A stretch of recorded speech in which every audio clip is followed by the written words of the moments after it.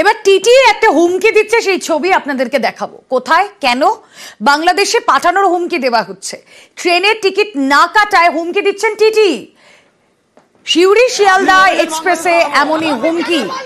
Panagarh station থেকে ওঠেন এক ব্যক্তি, আর তারপর কি হয় আসুন শোনা যাক।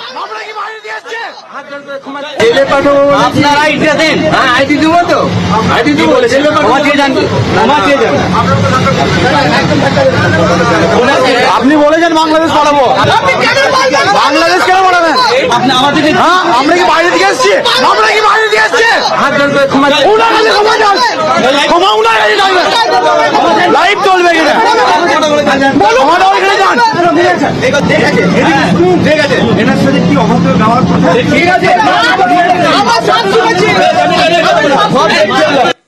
কথা বলবো। সুপ্রতিম প্রতিনিধি রয়েছেন আমাদের সঙ্গে। সুপ্রতিম, ট্রেনের টিকিট না কেটে ওঠা গর্হিত অপরাধ, আমি মানলাম, কিন্তু পানাগড় স্টেশন থেকে যে ব্যক্তি ওঠেন তাকে টিটি কি বলে হুমকি দিচ্ছেন?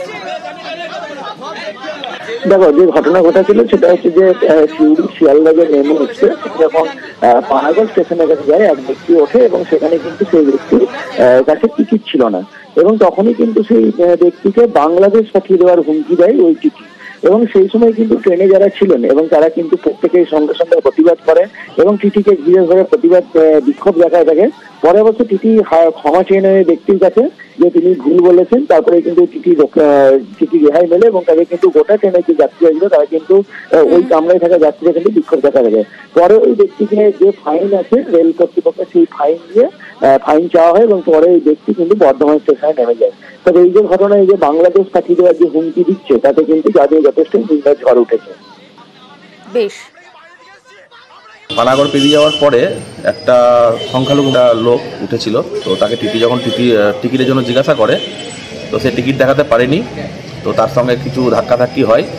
তারপরে যাই হোক, টিটিটা তার সঙ্গে খুব বাজে ব্যবহার শুরু করে এবং তাকে বাংলাদেশ পার্সেল করে দেওয়ার মতো কথাবার্তা তার মুখ দিয়ে উঠে আসে।